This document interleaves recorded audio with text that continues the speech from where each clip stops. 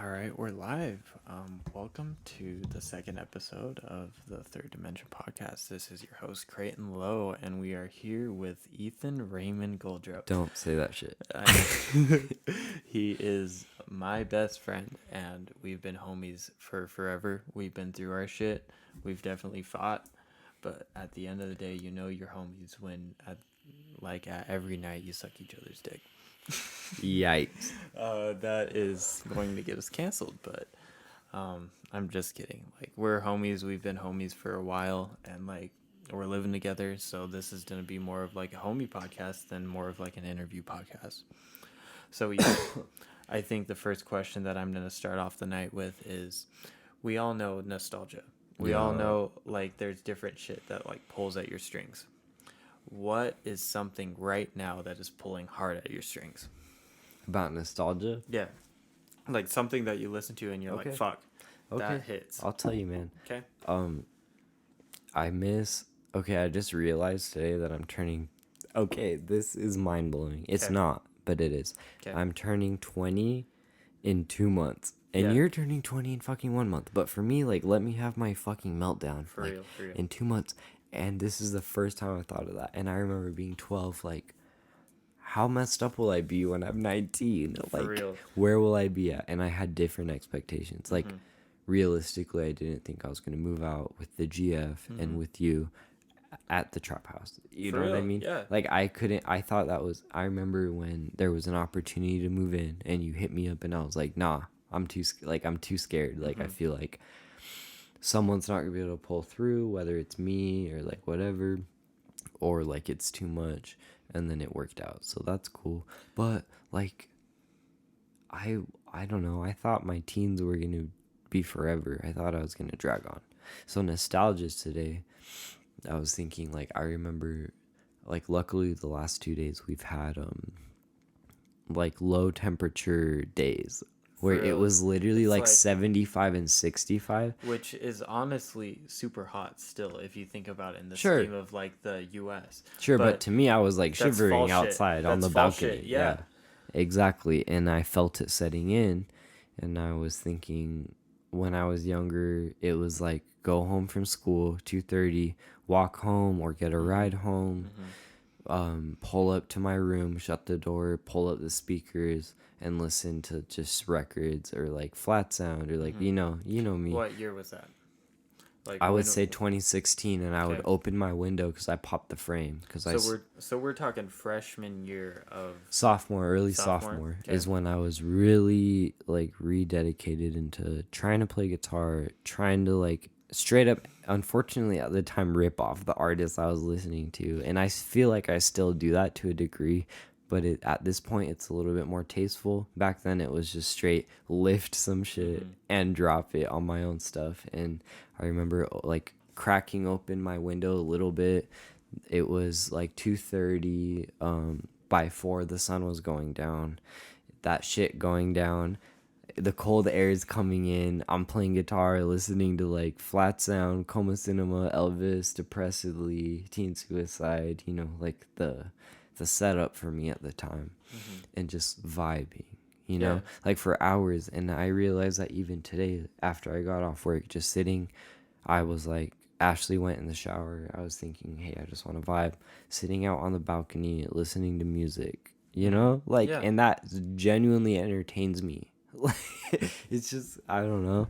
It's been a staple. So nostalgia really for me is music, hearing records from when I was smaller, and then thinking, wow, I'm really done with my teens. I thought it was going to drag on forever, and now I'm fucking 20. Yeah. And I always hear, oh, your 20s just fucking fly by.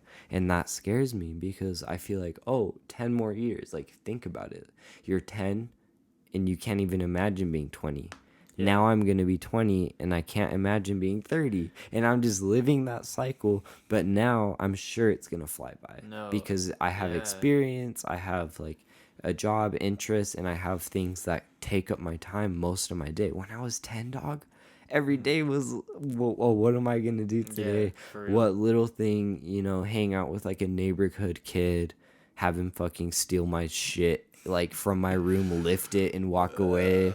You know, those were the worries. Mm-hmm. And now it's thinking like, How am I gonna pay when rent? is the no, like I'm cool with that, but for me, Well, like obviously, I'm yeah. not worried about like your But my financial fear is, situation. when But is my car gonna not turn on? When for is the real, day where it's gonna kick it? when am I gonna get sick and then not be able Exactly. to go to work? Exactly. And don't have life insurance, so like I'm fucked. Like if I get COVID, it's over. If I get something, and my work is very scared of COVID, like Mm-hmm. to the point where it's irrational. Well, it's not rational to be scared of COVID, but they irrationally think about it. Mm-hmm. Let's say, for example, one of our dock workers got COVID, and he really did, and he was out for like a month, Mm-hmm. and he called them saying, "Hey, I have tests. Like, I'm negative. I'm genuinely negative at this point."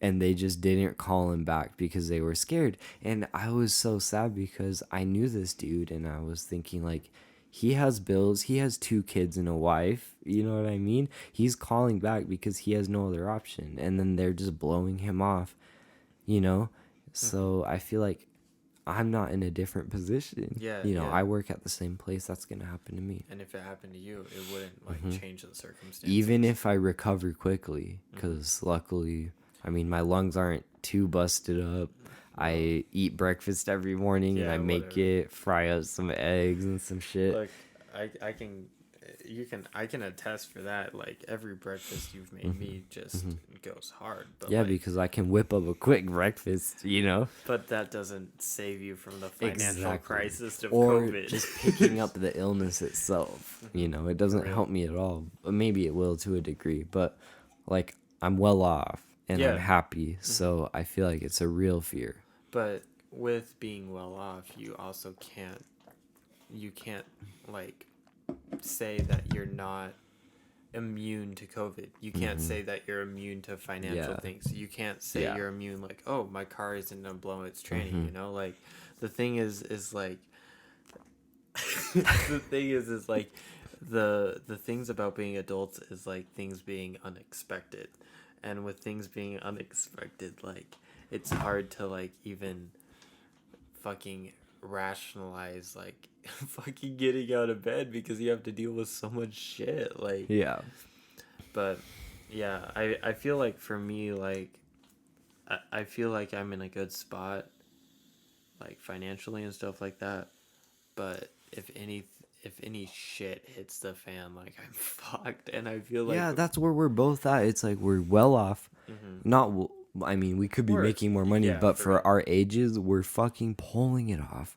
And all it takes is one shift in our budget, and like we're fucked. yeah, We're one more messed up. priority, you Yeah. know, and like that's the crazy thing about like financial security is like I'm not trying to say that like I'm doing way good for myself, but even with me doing a little bit above average than like the average 19-year-old, I still feel like even being by yourself, like being living on your own and stuff like that, like there's cost to that.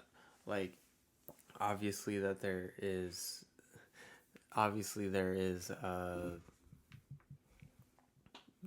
like I have to pay rent, you know. Yeah, we both have to at the end of the month. and But it's with fine. people who don't have to pay rent,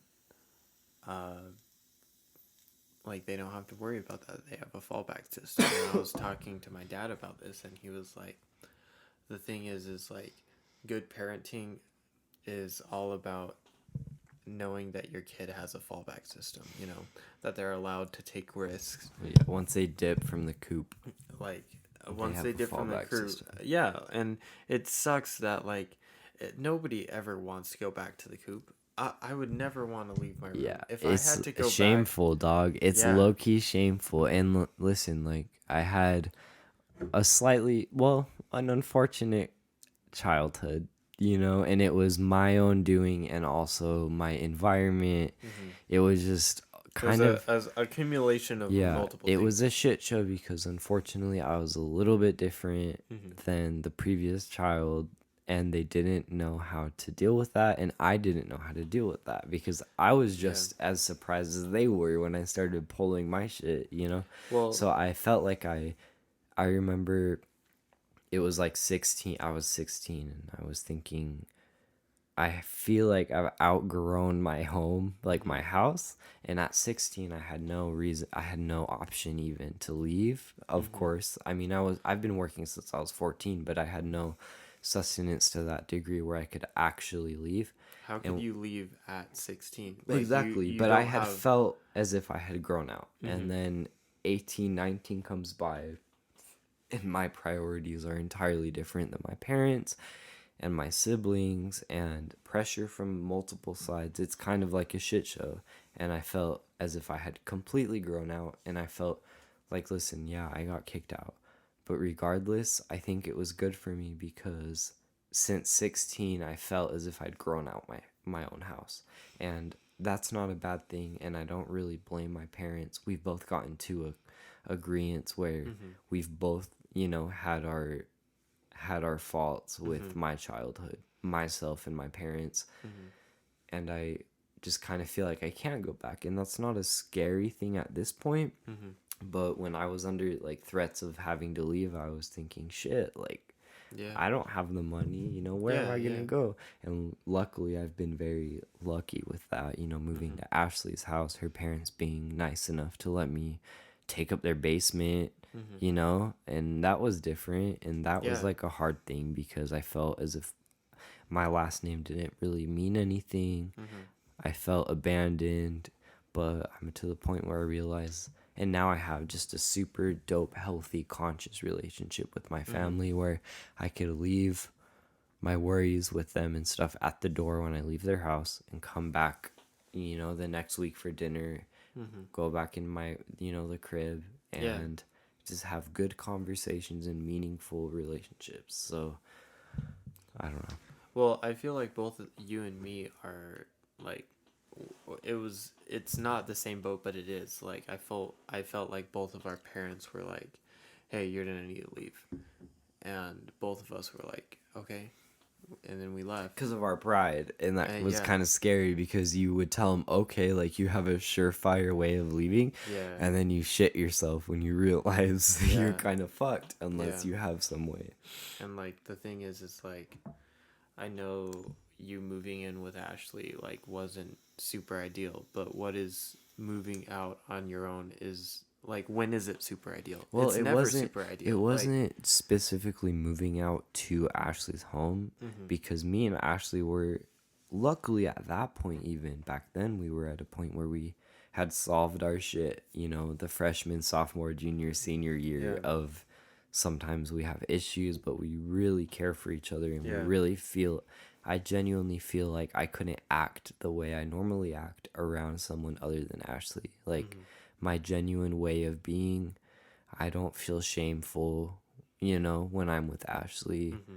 I don't feel like, I mean, I'm not saying like I do shit that's like Yeah, like messed up. controversial. Yeah, Yeah, it's yeah. not, I'm just saying I get weird and I get like natural. I'll just Yeah. ramble and she'll listen to me, or But like that's you being yeah, actually you. exactly. And like that's And why there's not too many people where I can just start Mhm. acting, though, like, I like stirring the pot. Oh yeah. I kind of like not embellishing, but I'm a big fan of telling a good story Oh, for sure. before stating I mean, I don't stray from the facts, but for the point But there's of something making a about funny yeah. story, I will go off. Yeah, You know what I mean? for real. And I feel as if like everyone that knows me knows, and they're cool with that, Yeah.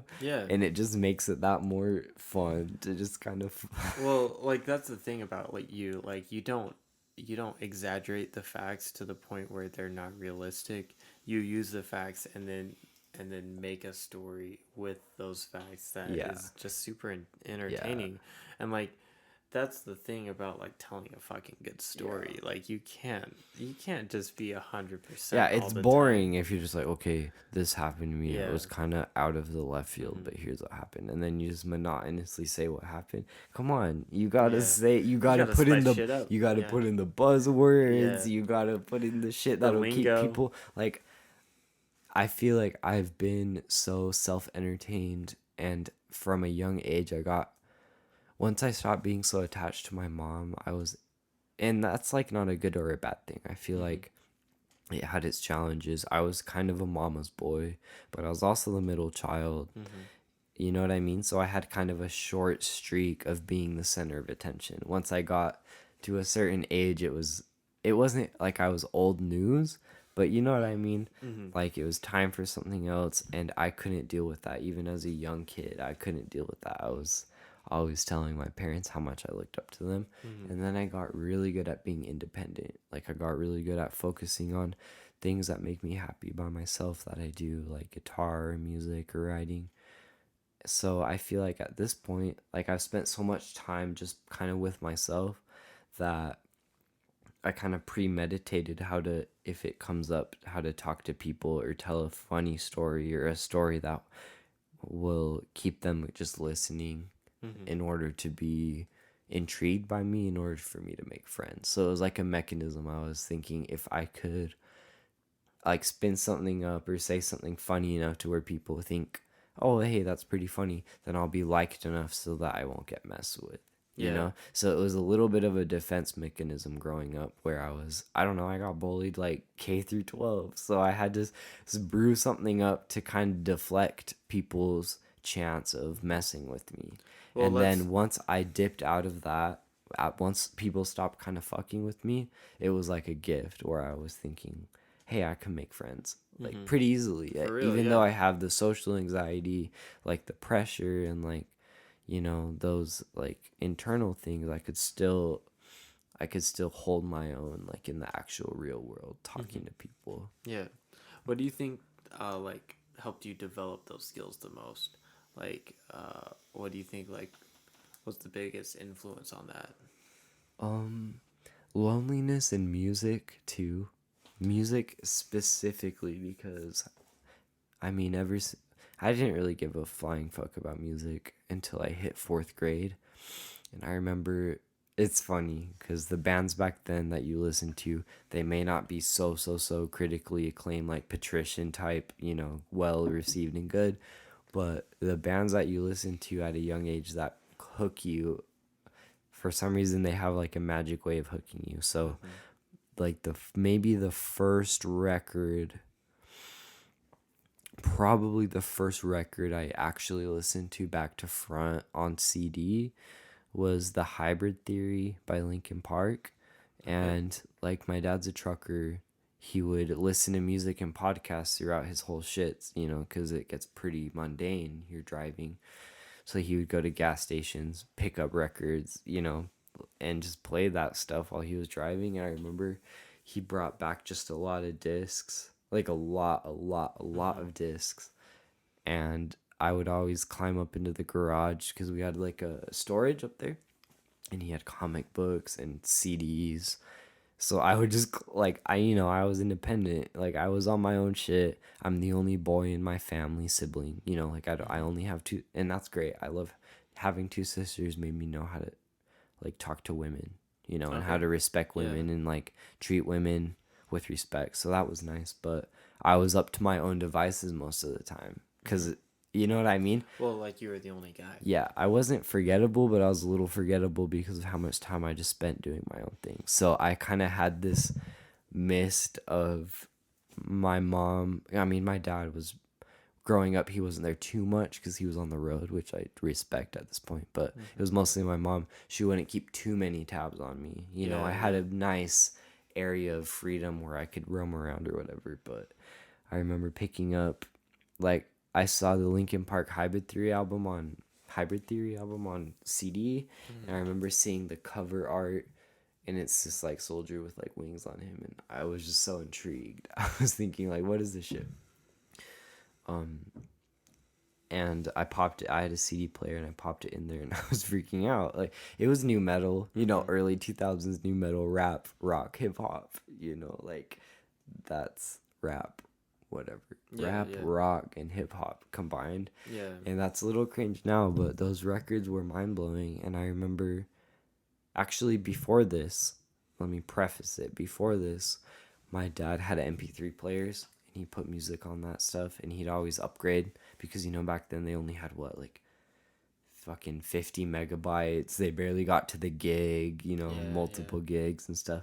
And I heard a song called I don't remember the song name, but it was on an album by Linkin Park called A Thousand Suns, and it was scary because it was kind of like an anarchy song, and it had a narration at the beginning about like taking over, talking about like the machine, Mm-hmm. and I didn't know what those were at the time, but Yeah. I was scared. And then it came in with like a guitar riff and Mm-hmm. drums, and I was like fucking scared. I took my dad's MP3 player and I was just playing headphones after school listening to it. Like the first song I ever really tried to listen, and I was like, holy shit, like this puts me in a different place just Yeah. putting headphones on and listening to this experience. So Linkin Park was one of the first bands I dived into.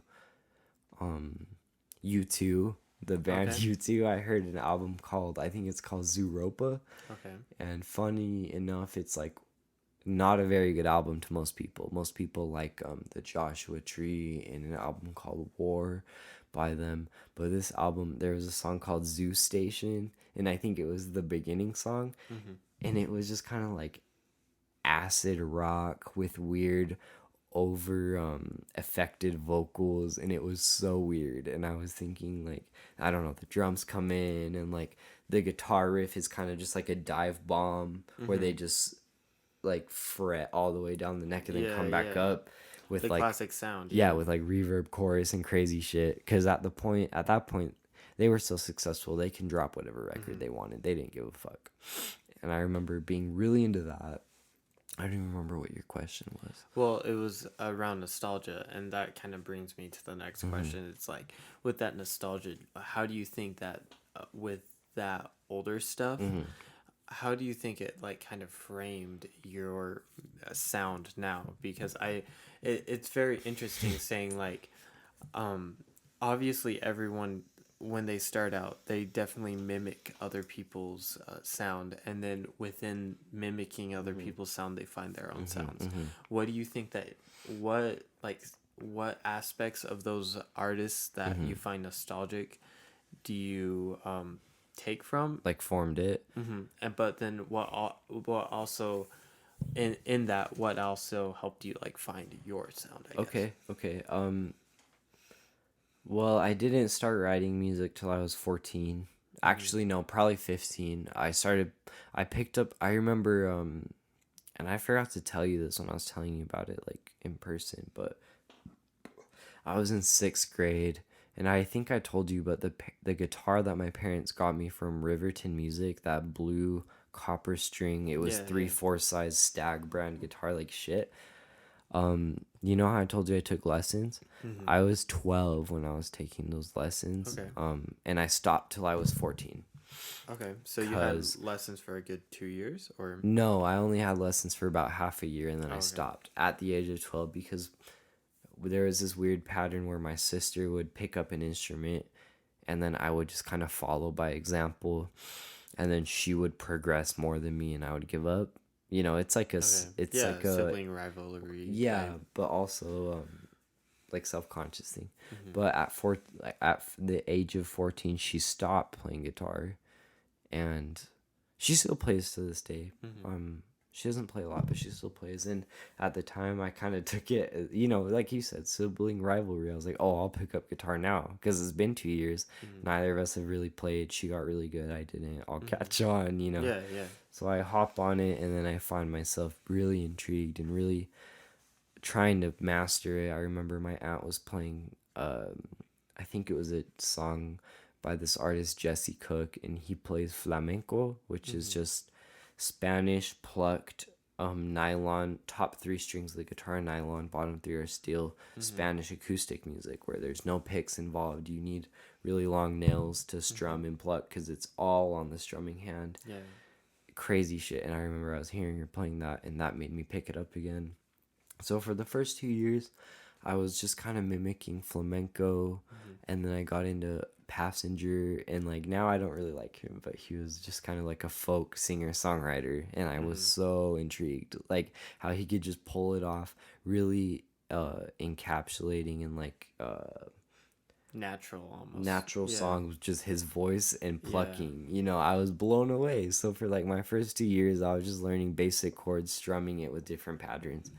So I feel like I got an edge in that way Mm-hmm. because I got a really good understanding of rhythm with my right hand, plucking and like rhythms and stuff. Like my left hand suffered a little with chords because I stuck to the basic chords, Yeah. but I was able to come up with a cool like plucking pattern. And then fucking it's emo's fault. I got into pop punk emo, like weed emo, you know, modern baseball, the front bottoms. I remember. Can't talk shit on that. No, I'm not saying. I'm saying that's like what got me into the way, right? No, But yeah. I heard it was ninth grade. I was 15. I found a band called an Amiable Medley, and we both are very. I recommend anyone who's listening to check them out. They're only on an app called Bandcamp because they took their music off of everything.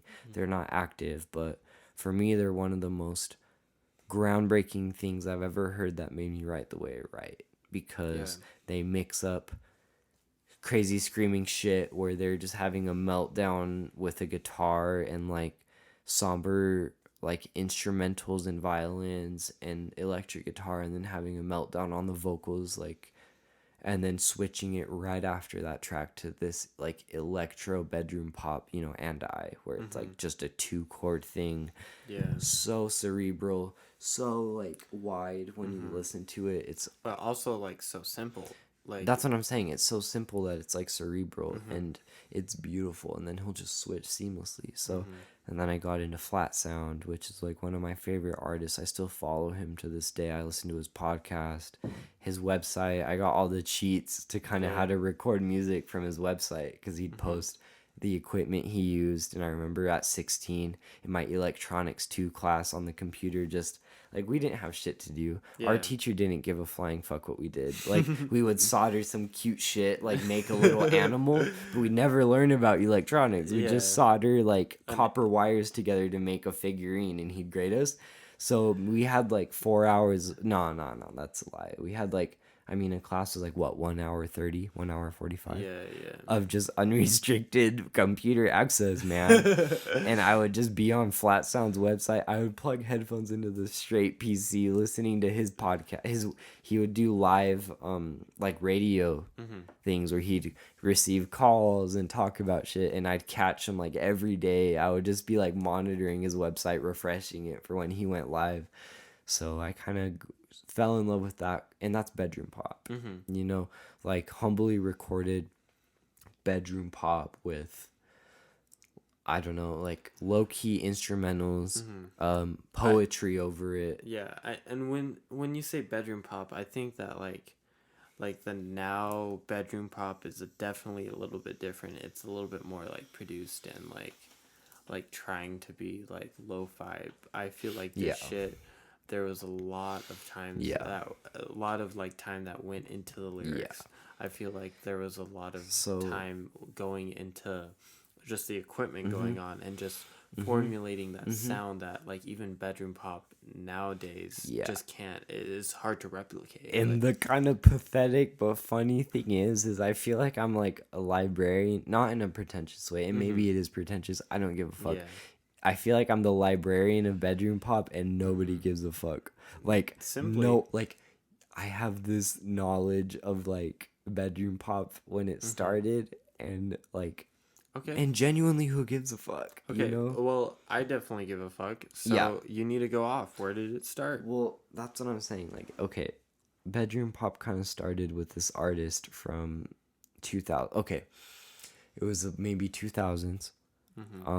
Well, I feel like to start it off, define bedroom pop in its most simplest form. Bedroom pop in its most rudimentary forms is a microphone for vocals, a synth keyboard, maybe some acoustic guitar and some synth leads, quiet in the background, very cerebral kind of cover. When you put on headphones, you hear it all around, and it's a kind of like a soundscape of just synths, guitars, kind of very basic. So you use like MIDI keyboards and like stuff like that, and they have like, there's these Casio MIDI keyboards that have in the actual keyboard they have maybe 4 or 5 like programmed beats, and they're simple like electronic beats, but not like 80s electronic or like techno or nothing. It's just like very simple, maybe snare, kick,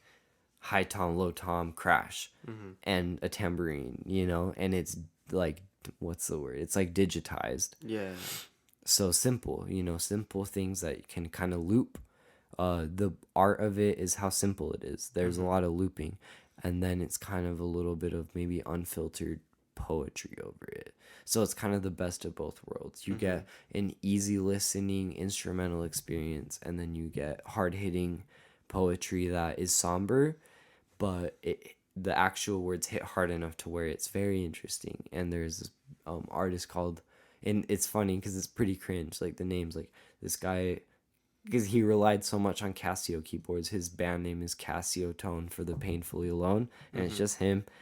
And that's early 2000 shit. And Yeah. then he didn't pop off, but he kind of held down the bedroom pop vibe. He was kind of, in my eyes, the person who pioneered it. And then Years It's Silent, Yeah.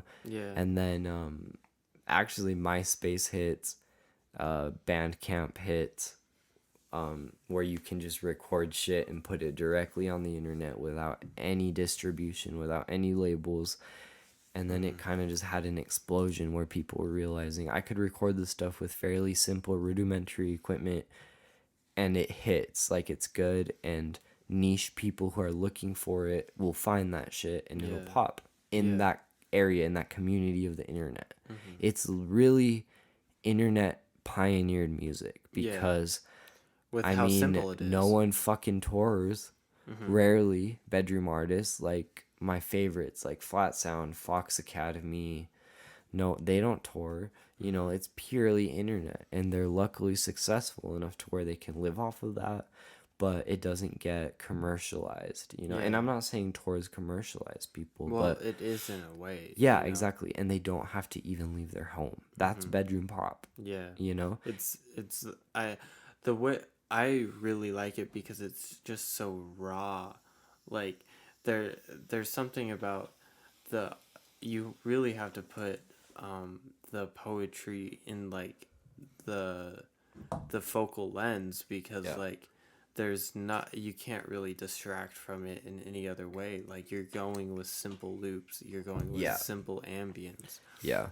and it really shows the talent of the artist when they're able to do Yeah. something so complex with so very little like equipment, I Yeah, guess. and the bedroom pop has always gotten a little bit of hate, saying, "Oh, all you have to do is program a simple beat and say some Deep sappy shit shit, yeah. over it." But and I'm really not saying you have to be like deep enough or mentally mature enough to understand it. All I'm saying is you need to be comfortable with simple patterns Mm-hmm. and be able to listen to that, you know what I mean, to get something out of it. And if you don't, that's not a bad thing. Like I just barely recently got into it after like 2 years of being in and out of bands, trying to play band shit, emo shit, modern baseball, Mm-hmm. the Wonder Years, stuff like that. And then once that stuff doesn't really flesh out, and it fleshes out the most over anything I've ever done, but it's kind of a group thing. I can always go back to my room, some bedroom, and it doesn't mean literal bedroom pop, but like Yeah. for me, that's what it means. Like I can always go just retreat to my room with my fucking, how I hoard guitars Yeah. and music shit and pedals. Just retreat back there and whip up some shit in the home studio, even if it's my phone or if it's a laptop. Like it's so nice to be fully in control of what you're doing Mm-hmm. with really your only input is you when you're Mm-hmm. writing it. Maybe that's vain, but the way that I work, I really love that. And then it's really refreshing when I hear other people that aren't a part of what I do and I'm not a part of what they do. It's just refreshing to hear someone else's like homespun shit. Mm-hmm.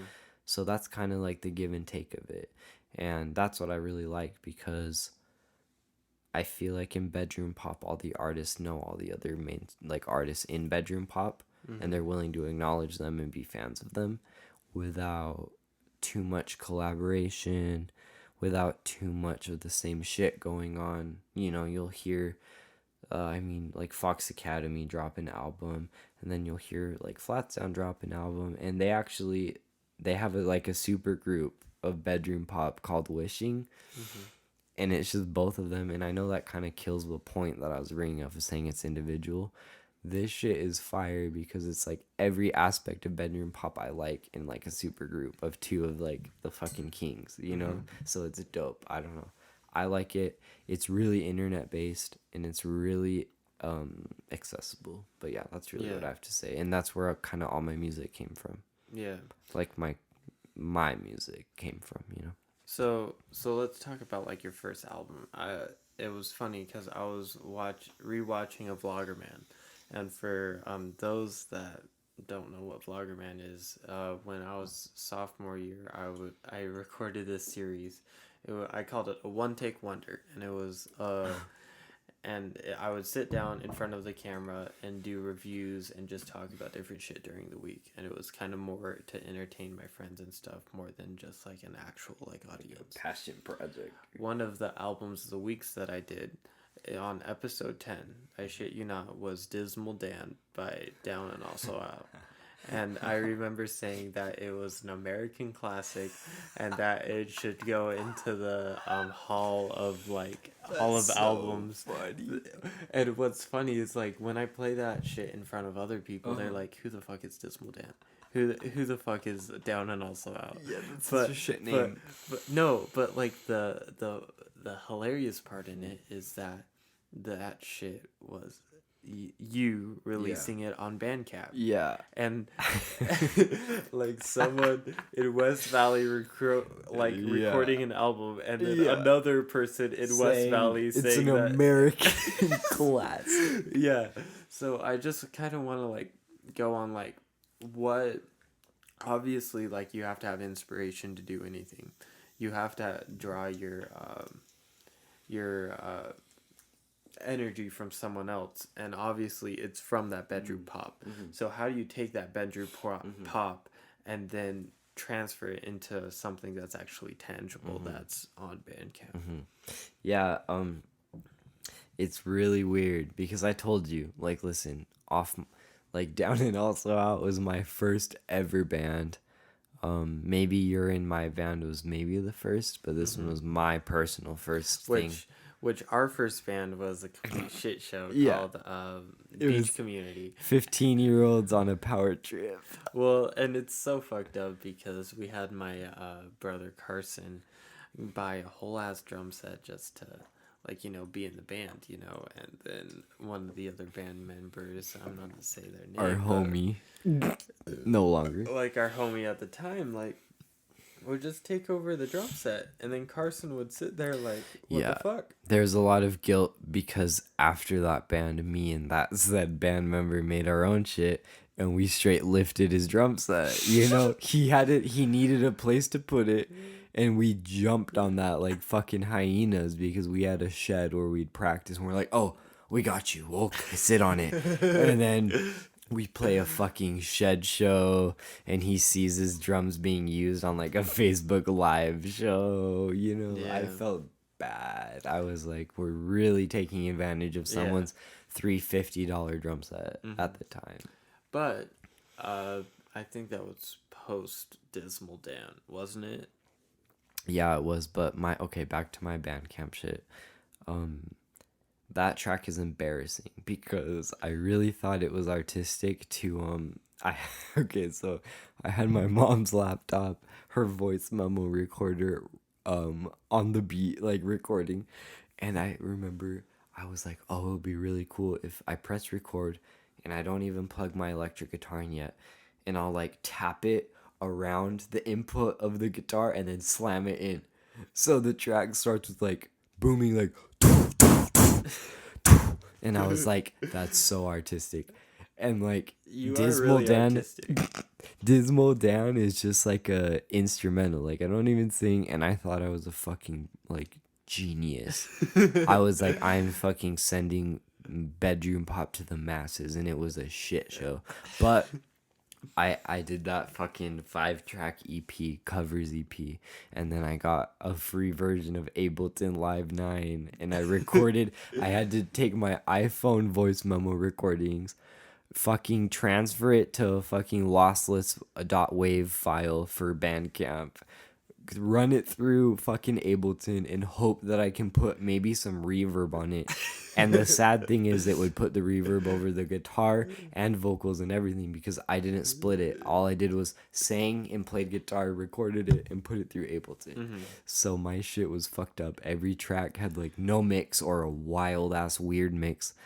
But I was so proud. I really felt like I produced, recorded, mixed, and mastered and wrote my own album. Well, you did, And I even though it was like a cover album. Like, No, not that album. That album I didn't well, run through Ableton, but my actual original yeah. album, like it was the first album I ever used any software for, and I literally thought I was a genius. And like I'm not proud of. I am proud of it, but like I'm not happy with it now, obviously. But I was 16, dropped that Well, during school. I thought I had fucking clout, yeah. you know. Well, the thing is like you first drop a cover album, you get your legs running, you know, and then you drop an actual album, you know. Like I can see how you can feel like Well, you're hot shit. I know, Like, because when it's all on my own, when I just go home and write and write and write and write shit things, like like at the end of the night, I'm listening to it and I'm like, wow, this is so good.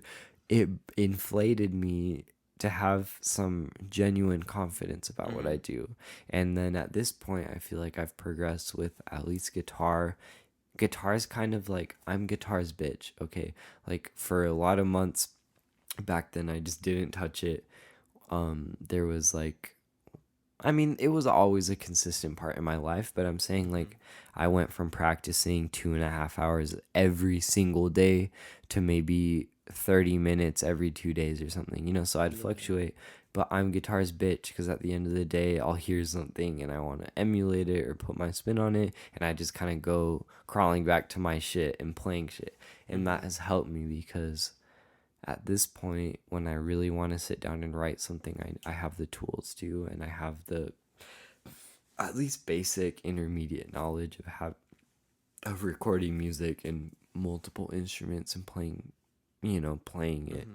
And that's really fulfilling when I can play something in time, plug it into Logic.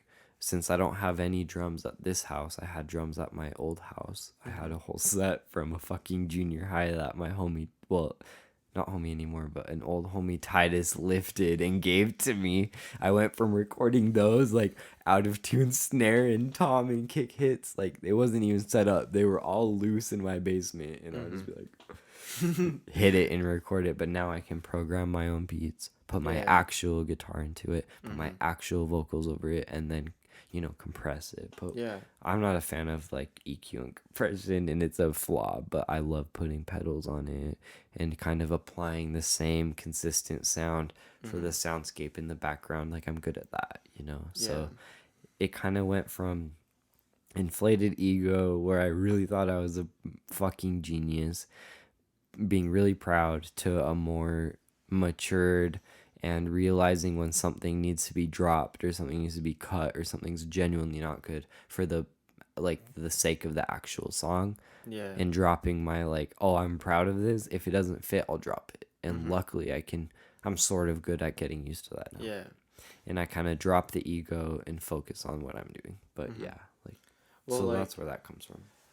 A lot of like creating a song is just like, it's just simply making choices. It's taking your ideas and it's like, this is what I like, and then when you put in something that you don't like, it's like identifying something, the balls to just remove it if I really need to, if I feel like I need to. And that's what's so hard. It's like you're trying to get things to work, and when you get something that's almost perfect, but then you can realize that it's not perfect, and then you kind of want to be okay with that almost perfect thing, where you're like, honestly, this is as good as I can get it. And the hard thing about being in a band is like there's multiple other people with inputs, and if you're really set on something and they try and pull something different, it's just at that point, for me at least, when I was in bands and it was my unhealthy behaviors and their unhealthy behaviors, it was just like an ego fight where I was thinking, oh,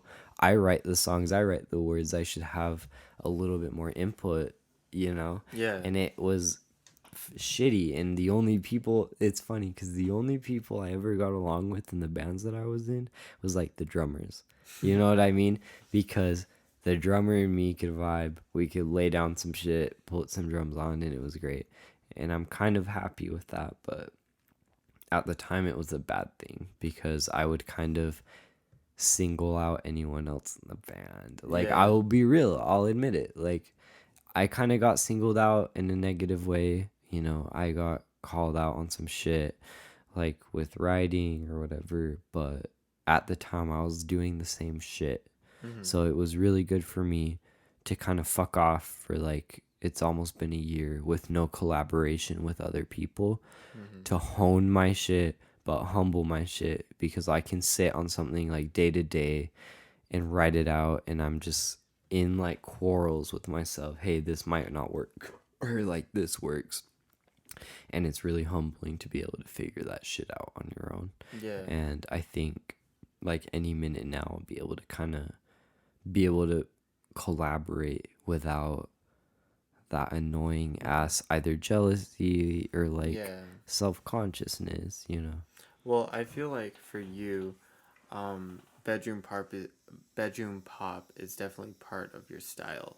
Like that's like kind of who you are, and I guess like the next question that I have for you is like how do you incorporate that into the Benson Hedges band? Yeah. That like how did that Yeah. influence that sound? Because I feel Yeah. like the sound of Benson Hedges is Mm. totally different than Mm-hmm. your sound. Mm-hmm. So like how did you take your past experiences in recording a cover album and Mm-hmm. then recording your own Mm-hmm. EP and then transfer that into Like a collaboration. yeah. Well, and that's what I'm getting at. I I didn't like play like I wasn't fronting, but I genuinely had to change it up because I would come with ideas and they're like, I really like the guitar and I really like the vocals, but it's kind of already singled out. You know, it kind of doesn't Mhm. need this and this. And why would you be in a band if it doesn't need drums or, you know, bass or guitar or whatever, other like second guitar. So I had to write shit in a way that, so like, I don't know, I learned guitar in a really unconventional way. I really focused on the sonics of it. I never got into notes. So there would be chords that are just kind of fucked up, like just straight up, like not niche, but just different. And they would be like, we can't even get a grasp. You know what I mean? Like it's not multiple people friendly because you're Yeah. playing this weird seventh chord That sharp or yeah, whatever. yeah. And they would tell me that. And since I didn't understand the actual Like music theory, theory, yeah. I'm like, well, isn't that your guys? Like, aren't you guys supposed to be in tune enough to where you can join? And that's not how you need to think. Mhm. So I had to switch to not basic, but some standard chords and actually learn how to write a melody in a band setting Mhm. instead of just doing my vocals and the guitar, because I would just play a guitar lick that's weird and I would be able to put my own vocals over it, but that doesn't mean that they can't hop in on something. You Yeah. know, that doesn't mean that it's open enough for them to be able to incorporate their stuff into it. So Mhm. it's different because it had to be, and I'm really happy that I was able to exercise the band setting. You know, I would strain my vocals, not like, you know, try and sing in my upper or lower register, you know, just kind of experiment more with my vocals because the guitar had to be enough, like good enough to be other people to be able to hop onto.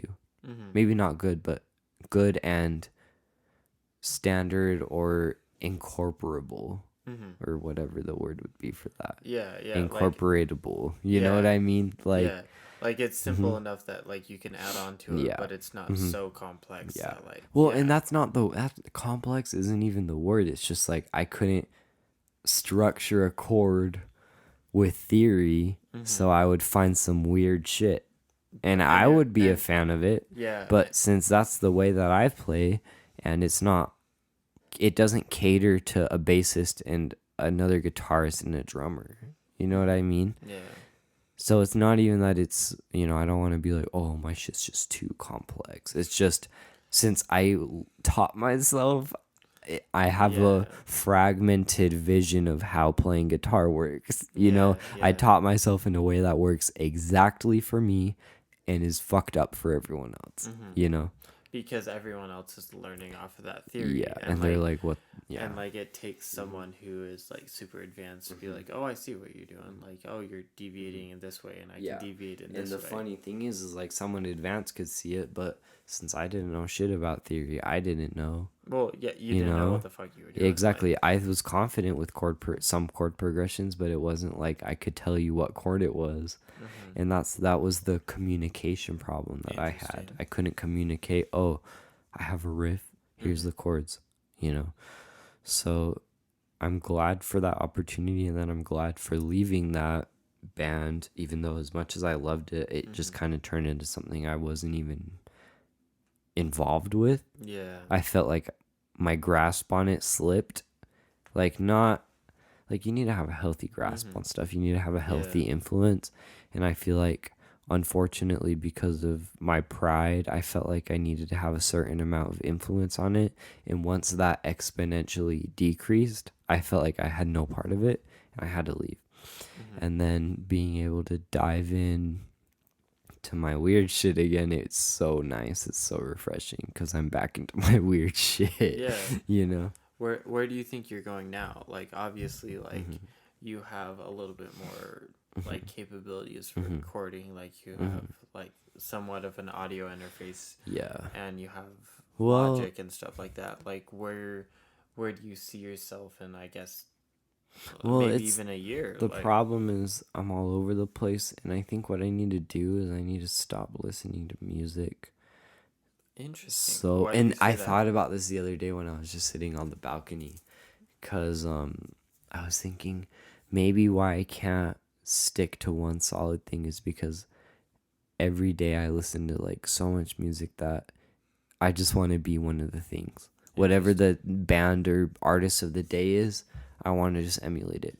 So I think I need to like fast. I think I'm getting overstimulated by the things that I really like because I can just seek that specific thing out. Hmm. So I think I need to take like a tolerance break, you know, Okay. and just stick to writing my own stuff without that heavy thing in the back of my mind trying to reference in a way or influenced by Hmm. these bands. So, what do you think is like the best way to go about that fast, and how do you think that's gonna influence your future music? Well, I haven't even started it because I kind of felt like I'd be doing it was like I was just like quarreling because I was thinking I'd be doing myself a disservice to not listen to more music For because real, yeah. you know what I mean? Like it's fulfilling, and I think even in music, moderation is good because you can get so caught up in this one artist or this one thing that you just can't stop listening to and you're really so into where when you go home and you play guitar it starts sounding like it. Hmm. I feel like that's a little bit disingenuous. So I think I just need to tone down my favorite artists, Yeah. you know, because I have an addictive personality. So I think I just need to limit the amount that I listen to, just so I could focus on my actual own genuine things. Hmm. But What do you think is like, if you're gonna give advice to any upcoming creator, like, what do you think is like the best advice to have them find their um, own sound? this might be cliche, but I feel like you need to write like 100 shitty ass things to write one thing that you can sit with and be happy with. Hmm. So might as well get on with it. You need Hmm. to grind through these half baked ideas, these things that you're not fully behind because you're still developing in your brain. You're making those connections of melodies, of patterns on the fretboard of the guitar that work and what don't. So I think before you get one good song, you have to write so many half Hmm. baked, not great things. And don't expect that you're going to write something bad. Put your Yeah. full effort, but realize that it's not going to be polished or it's not going to be like the top Yeah. echelon of songs. Yeah. And Yeah. I think people let themselves down too hard Hmm. when they bomb in their own heads and they're like, I'll never get out of this rut. Hmm. So I think you need to just be able to be really good at saying, like, kind of laugh at your shit. Be like, wow, Yeah. that was not very tasteful of me. Or, But I think the improvement comes from like identifying what is good with it, but also identifying what is wrong with it. Like I feel like I just recorded like this bedroom pop like popish type sad type beat, and like there was part of it that I liked, like I liked the flow and like the verse and like stuff like that. But there was also other stuff that could be more complex. Like I felt like I was looping the drums too much, and I was looping the chorus and the verse. Like I felt like it was like not really well, distinguishable. But like the thing is like that was also like one of the first songs that I just sat down and well, no, it completely was wrote like by. the first thing. And that's, I have a thing, like, I think it was so refreshing for me to hear a completely unadulterated by me or anyone else, your genuine thing. It's so refreshing. Like, my ears were just like happy that I'm hearing something by someone I know, where I know they worked on it, and it's unadulterated, Mm-hmm. like it's kind of raw, kind of natural. Even if it has its flaws and it has its really good points, it's just unadulterated. Mm-hmm. You're not changed by anything other than your trials and errors. Yeah. So it was just so refreshing. Well, and I feel like that's where inspiration comes. Like, yeah, like you can get inspiration from flat sound. Yeah, you can get inspiration from an ambiguous medley. But like, the thing is like I feel like I even get more inspiration from you because like I know you as a person, and I feel like Well, and that's what's so dope when you're hearing something from someone you know well. You're like, oh, maybe they would say that, or maybe they would make that connection, or maybe yeah. that word plays really nice, or I can see that that melody would make sense to them, Mm-hmm. Yeah. like in their head and in what they're making, that made a lot of sense for them, and I can see why. Mm-hmm. And I think that leads to like more of like a deep conversation too about just like knowing your fellow human being. Like I feel like with me and you, like it's almost like a joke that we both know that what each other is Yeah. thinking because like we have been homies forever. Yeah. Like, and it's not even like a question. Yeah. Like I feel like half the time like I know what you're saying and where it's Yeah. going to go down. Or what angle I'm gonna take, or like, Yeah, yeah. yeah. And like but then just seeing someone's creative side too, Yeah. like it's almost like a different part of Yeah. that.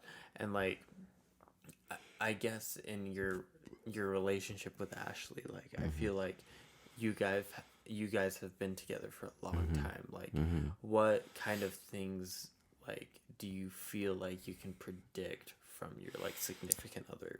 It's like so easy, and it's really great because occasionally there's some unpredictability where you're For like, sure, oh, yeah. I didn't think you would say that or act that way. But when you're just at your like sorry, your 100% comfort zone, it's just so funny to see where conversations go. And I feel like with Ashley, she's so refreshing because I know generally what she does and where she's going and what she says, but there's some things that Ashley will pull out of so left field that like kill me.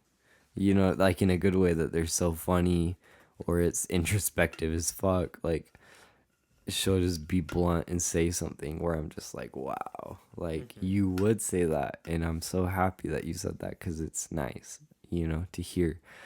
And since me and Ashley have a lot of similarities but a lot of opposites, it's kind of nice, like, again, refreshing to hear that other point of view that is coming, but that you might need for certain situations. You need your significant other to fill in on it, you know what I mean? So me and Ashley just have kind of like a mojo where it's just like give and take, give and take, give and take, and it's just kind of like balancing. Well, it's also super interesting because you guys have been together for almost like 5 years. Yeah, like we've Like, figured out kind of our quirks, you know? hmm like the thing is like I can definitely see like the the evolution of it. You know, it's not something that you can like get in one day, and I feel like that's what's like frustrating for some other people because like they can see how well you guys vibe with each They other, want to rush to that. but it's also like you weren't there when shit was hard either. Well, yeah, and the thing is that it's not at all immediate, Mm-hmm. not at all, you Mm-hmm. know? And it's hard to explain the grind, you know what I mean? Like, it's not like it was all fucking rainbows and shits, you Yeah, know? yeah, Like, it and was, everything was perfect all the way through. it's not like it was, like you hear about high school sweethearts and stuff, and Ashley is my genuine high school sweetheart, and it did work out, but not without its challenges for both Mm-hmm. of us. Like, I feel like me and Ashley were both very self conscious in certain things to where it was a fault. Mm-hmm. Like, we were both so self conscious that, you know, we'd lash out or we'd feel cornered by each other and stuff. Mm-hmm. And I had a really hard time with physical contact Yeah. in public spaces, you know, for some reason, because I was like, I told you, like, I was bullied K through 12, you know? So it was really nice for Ashley to kind of smoothen my rough edges out by kind of being able to be like, hey, this stuff is okay, and just acting normal at school and stuff like that is okay. You Mm-hmm. know what I mean? Like, you don't have to put up a front. You don't have to be so rigid and cold. It's okay. I Mm-hmm. feel like Ashley's kind of like a warmth Yeah. that I at first was very timid about and very apprehensive. I was like, oh, like, I don't think I'm okay with this, you Mm-hmm. know? And it was just the most basic things, Mm-hmm. like holding a hand or Yeah. giving a hug, you know? Like, I was so rigid and cold at that point where I was just not ready for that kind of upfront caring in a physical way. Mm-hmm. So it was a challenge, you know, and then on like there's also the other spectrum, and like there's just always, you know, like Mm-hmm. give and take, like what I said.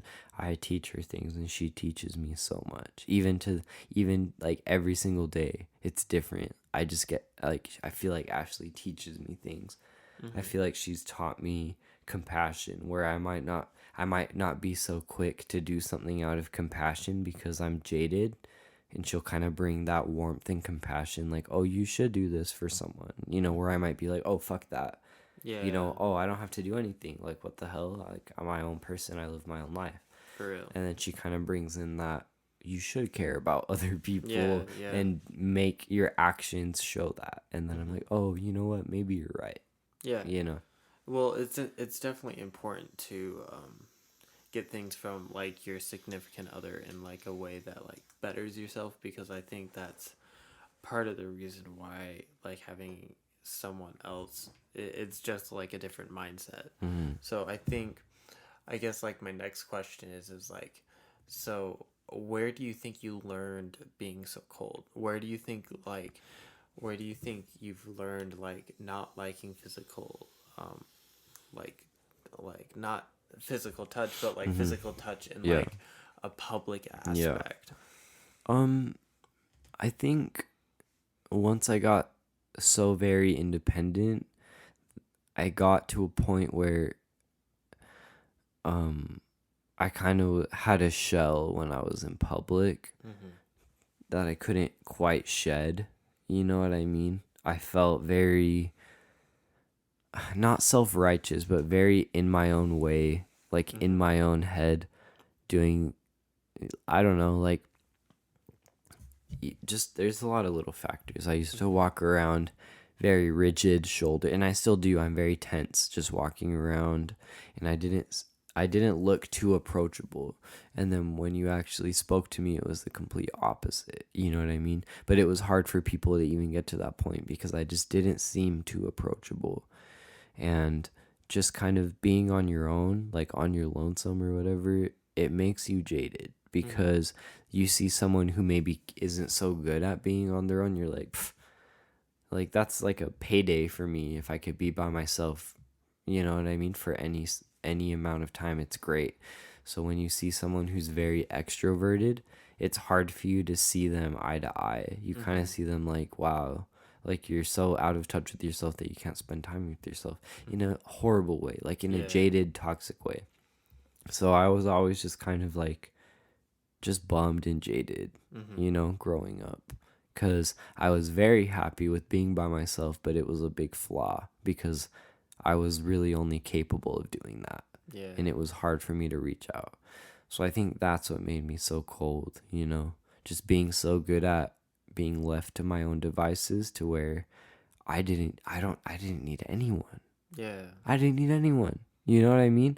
So even the most basic contact or basic friendly gestures or in relationships, unless it if it was just one on one, it was different because one person I can handle. But any outside things or anything like that, I was just so like cynical about. I Mm-hmm. was like, this is bullshit. I don't need to be here. Fuck this social setting, you Mm-hmm. know. I'm just trying to just chill by myself, like with a record or something Mm-hmm. like that, you Yeah. know. So it was just kind of like I felt like the moment I felt pulled in a certain direction, I just did the complete opposite to kind of recenter how I felt with myself and be by Mm-hmm. myself. Yeah. So that's where that came from, I think. Yeah. And I just got too good at spending time alone, and not yeah. in like a simp sad way, just genuinely. Like I Yeah. got too good. Like I was able to just be by myself for too long, Mm-hmm. where most level-headed people would be like, "That's too far. Like you took it too far." Mm-hmm. You know? Well, that's the thing. Like taking it too far is like definitely like it's so objective. Like how Yeah, can you? because how in my head I was like, This no, is that's the perfect. complete opposite. This Yeah. is what I legitimately crave Mm-hmm. at the end of every single day where I have to be somewhere where there's a lot of people. I Mm-hmm. crave this. I'm like itching to, you know, be in that situation. So you can't tell me that I took it too far if I'm Mm-hmm. comfortable, but you need to be uncomfortable to learn, Mm-hmm. you know? For real. I Yeah. didn't want to learn, so I just stayed comfortable, like up to my own devices, you know? So, what do you think was a challenge to kind of like adapting to that new, like I guess relationship style? Because like obviously Ashley is different than you, and like she definitely thinks differently than you. And the thing that I love about Ashley is like she is so able to disassociate when she wants to. Like if she doesn't want to be in a situation, there is no way in hell that you're gonna make her. Like she will just straight up leave, and Exactly. like and it's And not. that's so mature Yeah. to just be able to Mm-hmm. upfrontly be like, Yeah. hey, either I do want to be in this or I don't want to be in this, and either I'm staying or I'm leaving. And it's not, and like I don't say that in like a bad light at No. all. Like it's definitely like a like I respect you enough to say that like when you don't want to be in a situation, even if it's gonna hurt other people's feelings, you're so real with yourself that you're not gonna take anyone else's bullshit. And it's really like it's really interesting to me because like for me as like a people pleaser, it's just like I might not want to do something, But you'll do it because but it's in I'll your do blood. it because like I don't want to hurt the other person's feelings. But with Ashley, she's so in tune with herself that she's like She's fuck it. willing and she's not guilty to be like, hey, Yeah. like I'm leaving or I'm gonna dip or I'm gonna stay. Yeah. So I guess like with that aspect of her, how like was there any like miscommunications or anything like that she was doing something definitely like for herself that you thought that it was something like with ill intent? No, because I think she really gets how I am, and back then it was hard to for her to get it and for me to explain it in a way that made sense, but now it's like, let's say there's a social situation, she's really good at picking up my vibe to be like, oh, I can tell, you know, he's either getting uncomfortable or he's getting like restless about something, and she'll just be able to, you know, like she'll just be able to cater to that if she has to. And like she always tells me, oh, because unfortunately it's in my fucking bloodline. It's a really bad habit, but to just never have zero thoughts in my head. It's really funny because me and her are really good at being quiet, like being just not saying anything and being with each other. But she always knows I'm like staring off in thought to where, like, I'm looking like I'm really focused on something or really like, and I'm just in thought. And she'll be like, what are you thinking about? Yeah. And if I'm comfortable, I'll just be really real. And Yeah. if I'm not, I'll be like, oh, and she'll be willing to kind of accept that either way, either accept and listen to me or be like, oh, he's in thought. Yeah. I can't, you know what I mean? Like, I can't do anything to change that. It's not affecting our personal relationship. He's just like in thought in his own head. And that's just how I kind of work. Like, every single day throughout the whole day, I'm just very inquisitive. I'm always thinking about everything. And I feel like that's a flaw. That's my flaw. I'm trying to be able to just, for example, if I leave work, drop it, drop it at the door when I leave work and be able to come the next day and face, whatever challenges I dropped. It's really hard for me to do that. I feel as if I leave work and I'm driving home and I'm just thinking of work and I'm about to go to sleep and I'm thinking of work. And that completely sucks out the intrigue of living when you're just so stuck on that. Yeah. So she's kind of good at gauging where I'm at and catering to that. And there's times where I can tell her, hey, I'm having a really bad mental health day, like a really bad one. Or she'll just ask, like, how's the vibe?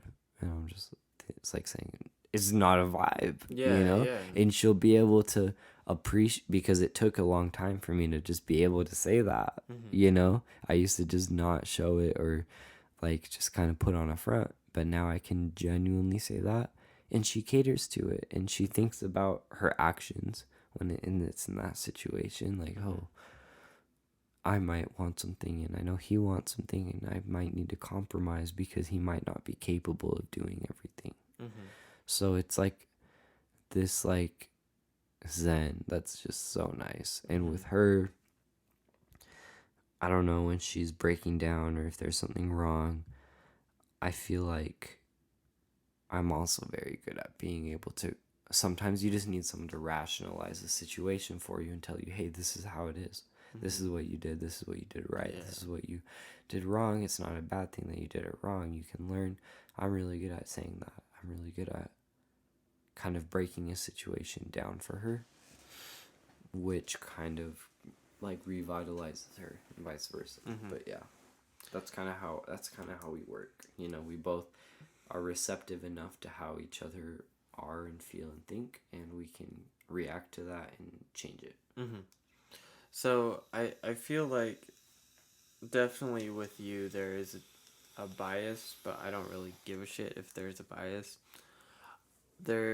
I feel like the whole conversation on having a soulmate is a very well debated type beat, because like there's so many different people and there's so many different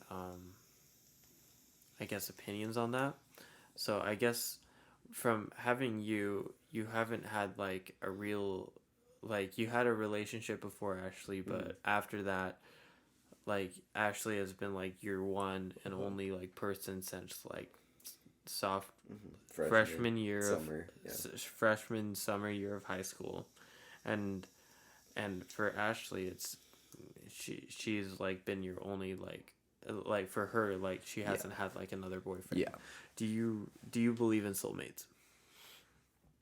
No, I Okay. don't. But I believe in two people being able to be so good at making things work to where they can exponentially produce their own longevity for their relationship, for the sake of their relationship. Okay.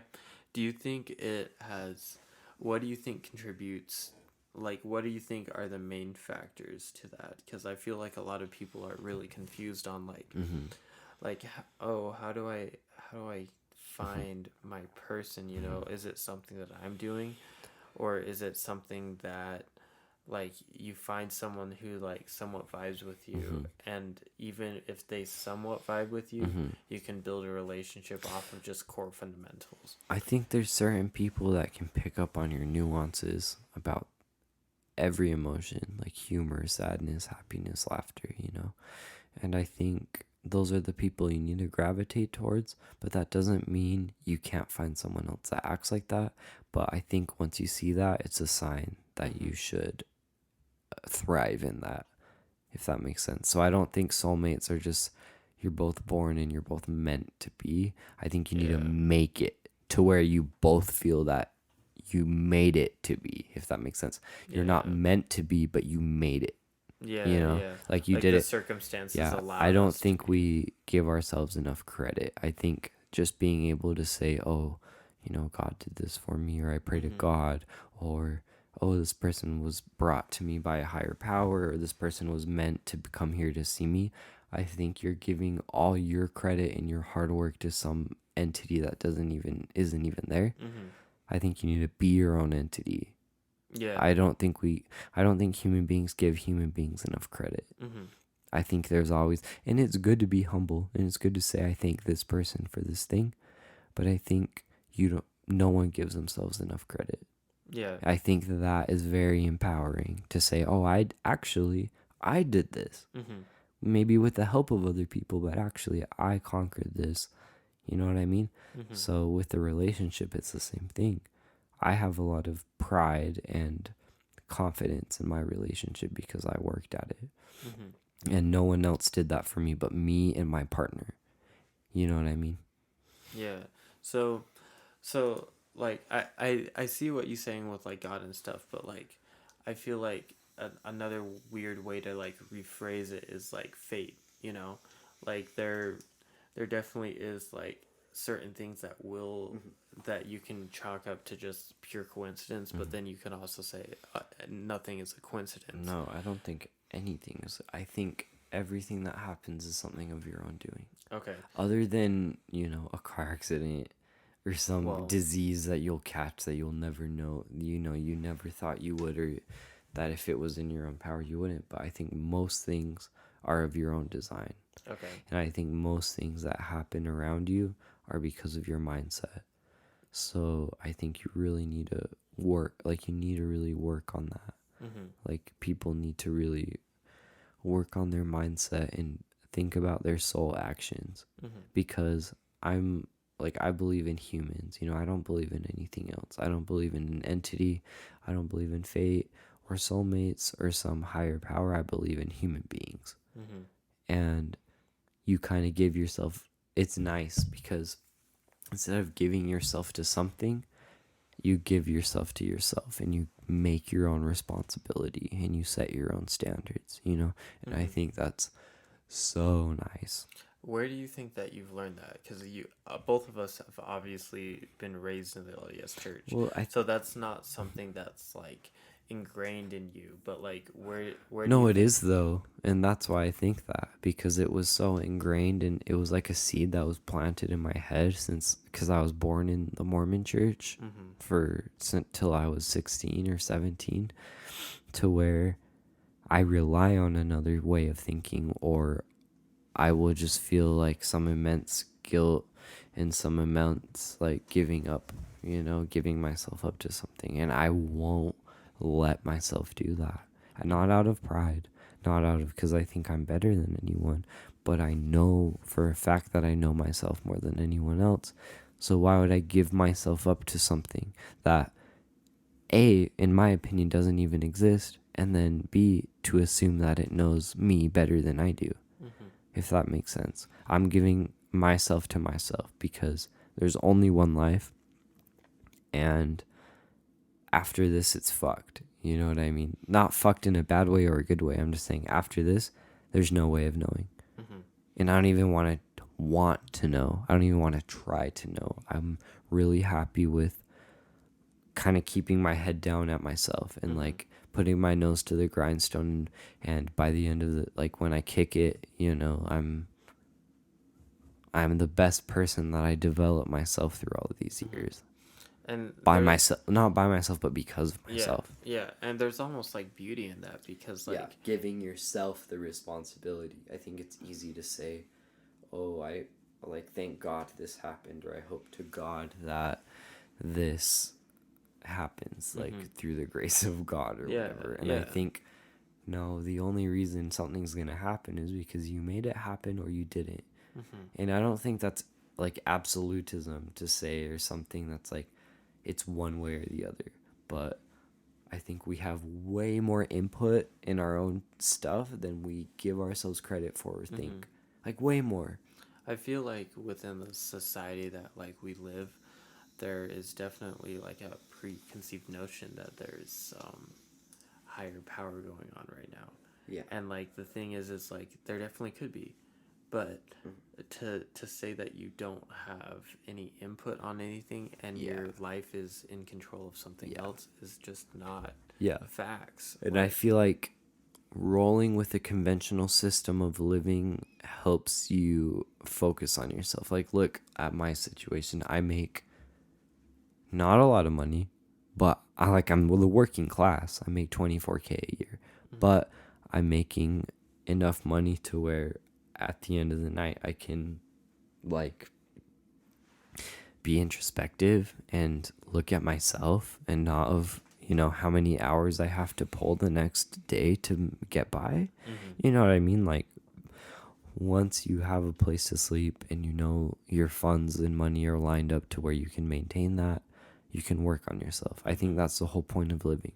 Get your funds and get your state of being and living to the point where it's sort of comfortable to work on yourself. And I feel like you're just chasing the clock. So you need to just do something. Whatever it is, you need to put your energy in something. What do you think is like the biggest like catch to that? Like what do you think people get so caught up on to The not biggest realize catch, that? I think the biggest catch is when you take that responsibility and you take that like agency and power and you lead yourself down a shithole and you feel like you can't get back from it or you can't learn from it. You feel like that's your choice. And in a way it is. But I think that's the biggest downfall. You're so in control of yourself that you're willing to succumb to something, a substance or a way of living or like an addiction. I think that's why God helps for people, because if you put it up to God and you do your best, you kind of feel less guilty about yourself. You know what I mean? Yeah. And I feel like if you take full charge in your own actions and your own reality, you might feel double the guilt if you go down a wrong path because there's no one to pray to. Yeah. You know what I mean? Yeah.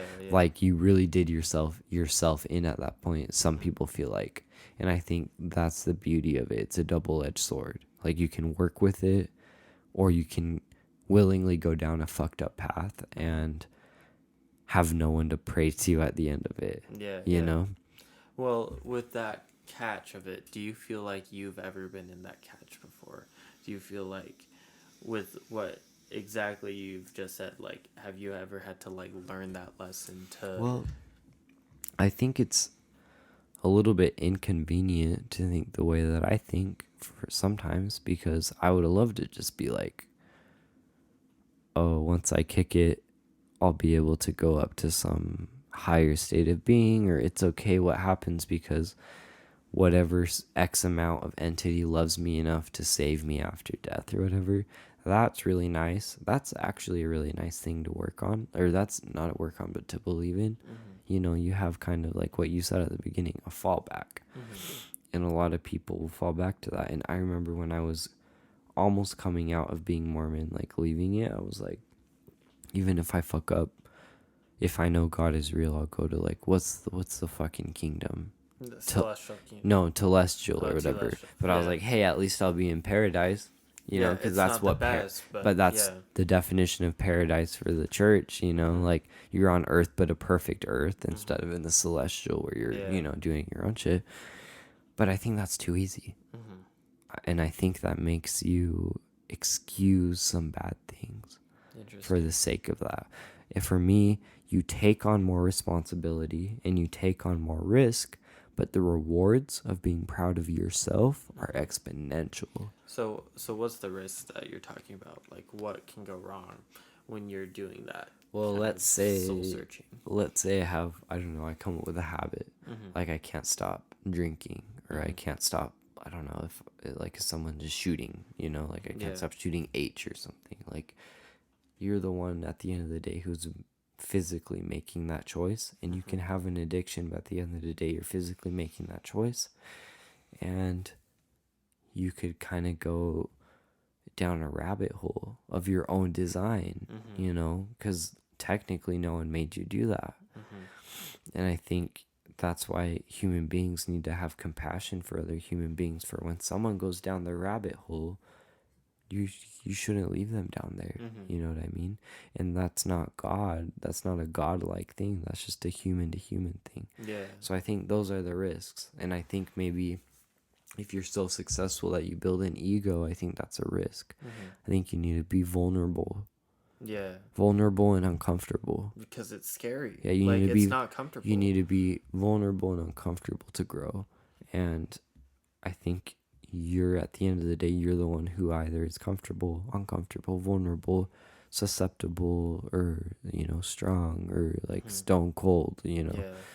And that's what I like. I like how it's kind of like choose your own adventure. And like whatever path you went down, it's your decision. And that's nice. It's kind of like you just live on the edge, you know? Yeah. And I feel like people, like, I've been hearing this a lot. Like, you have to be uncomfortable. You have to be vulnerable to learn. Why do you think you have to put yourself in, like, a compromised state to better yourself? What do you think, like, comes out of becoming, like, a more vulnerable human being? Because, like, from a biological standpoint, like, that's probably the last thing you need to do. Yeah, like get in this dangerous situation. I think it's insight. You know, you do something really fucked up, and if you recover from it, luckily, if you're strong enough, then you learn. You know exactly the pitfalls, and you know exactly the risks, and you know exactly what yourself are susceptible to. So that's what you learn from. You kind of have to make really bad mistakes to grow out of it, and it depends on each person how bad that mistake is. For some really straight level-headed person, it's like, oh, I get a fucking D or something in college and I have to make it up to my professor or something. Yeah. And then for people who, I don't know, feel a lot more than that, it's like, oh, I cheated on someone, or oh, I did some horrible thing, or like I don't know, like got too far in some substance, you know, or I got jail time. And then that's what they specifically need to wake up. So I think everyone has something coming, if that makes sense, where that's going to be the rude awakening.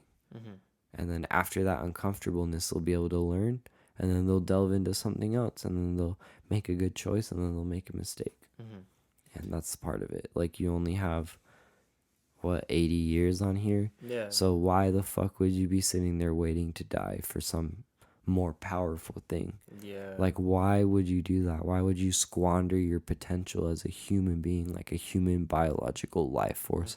Why would you squander your potential just to be happy at your deathbed? Like, I feel like I can be happy at my deathbed from my own decisions. At the end of the day, if I play my cards right, and if I do what I need to do, I'll be on my deathbed happy.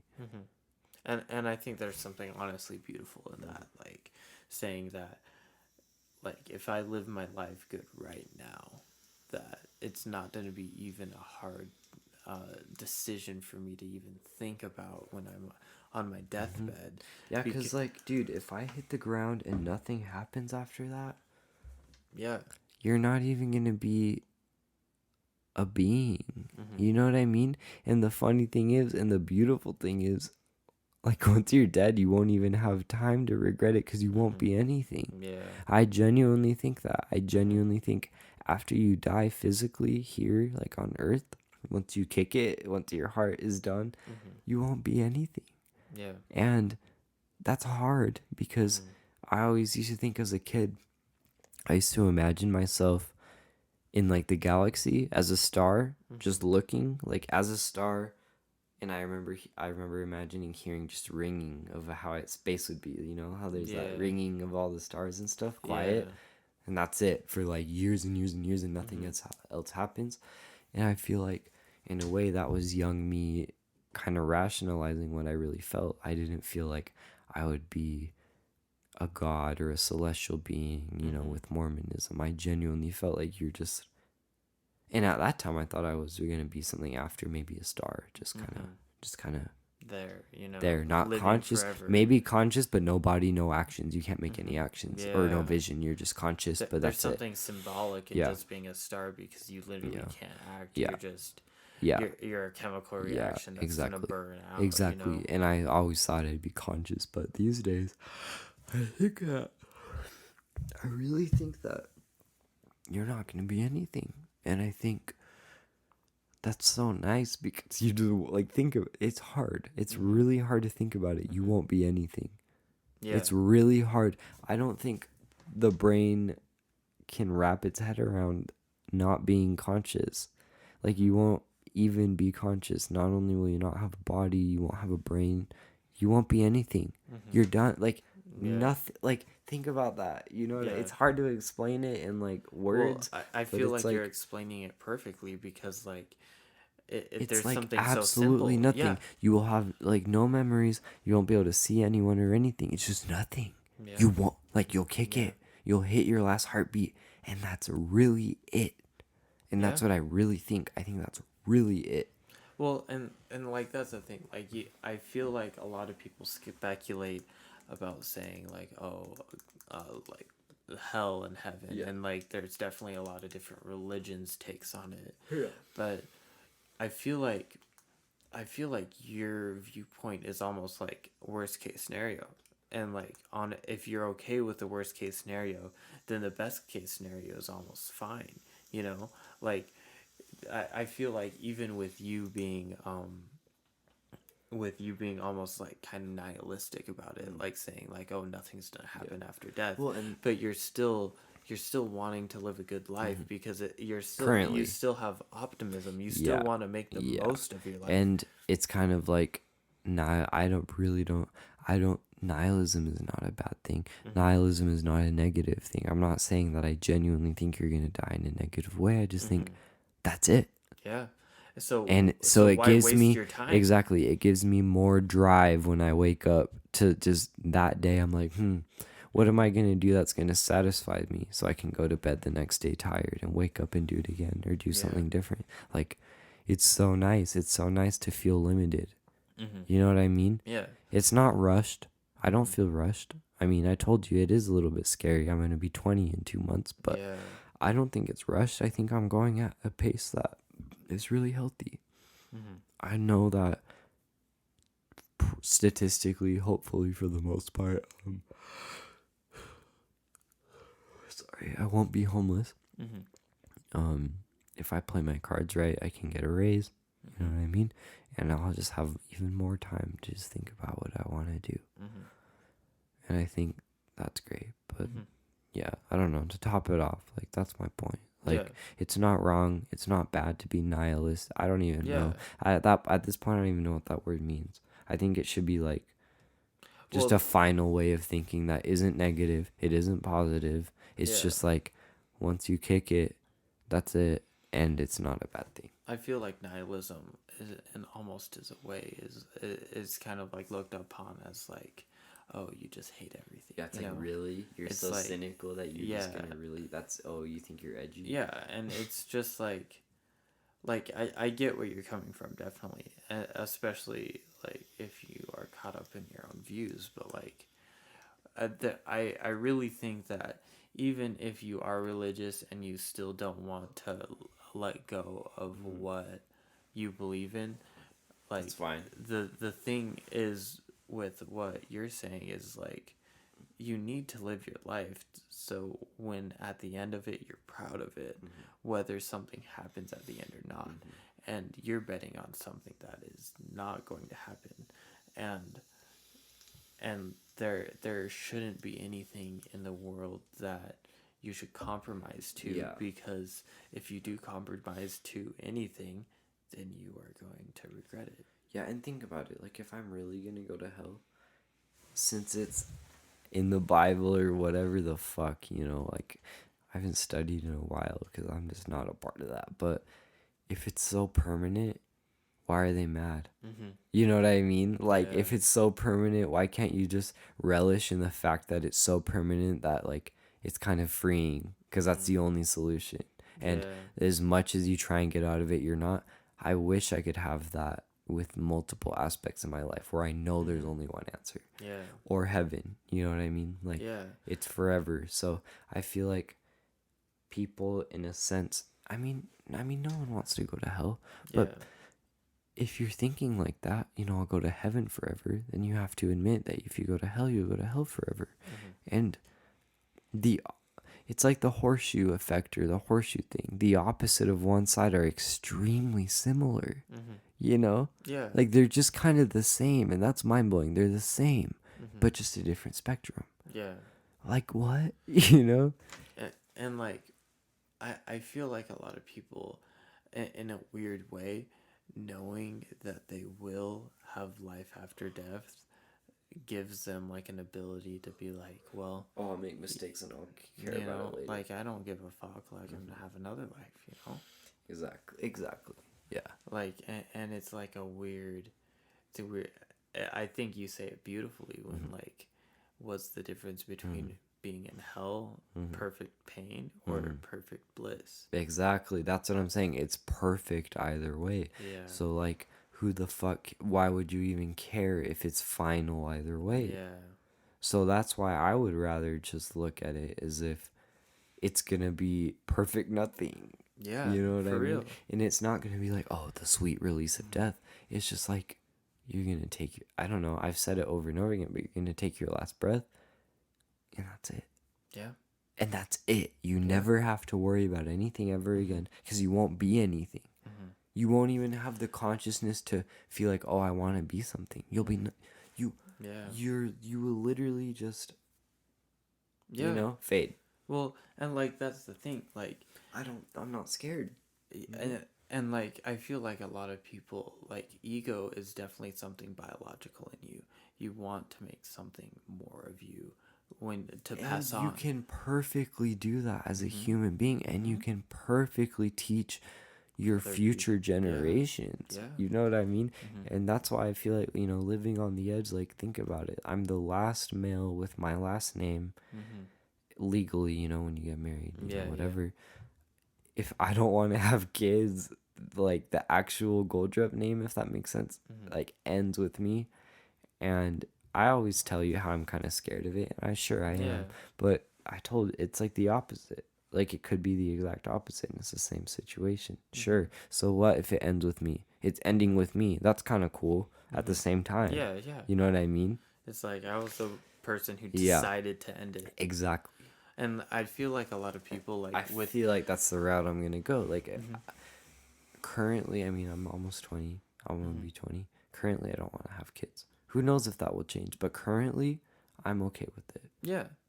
And that's the thing too. Like if you decide not to do or to not to do, like I feel like a lot of people think that when you don't want to do something, like especially like, oh, like nothing matters after death because you don't know what happens after death. Like they're taking it a little step too far. It's like yes, like you don't know what's gonna happen after death, but that doesn't give you the excuse to like fuck up right now. You and know, then just like kind of get a and- pass later. yeah. Or ask for forgiveness, and I think making mistakes is a big part of it. And then once you're kind of in charge of your own mistakes or successes, I don't know, you're like your own master. And I think, why would you give yourself up to someone else, dog? If Yeah, you, for real. especially if you don't know what's happening after this, why would you give up your one life to just completely say, okay, it's in God's hands. Yeah. I understand the power of accepting something bad happening to you, but this is something that's like,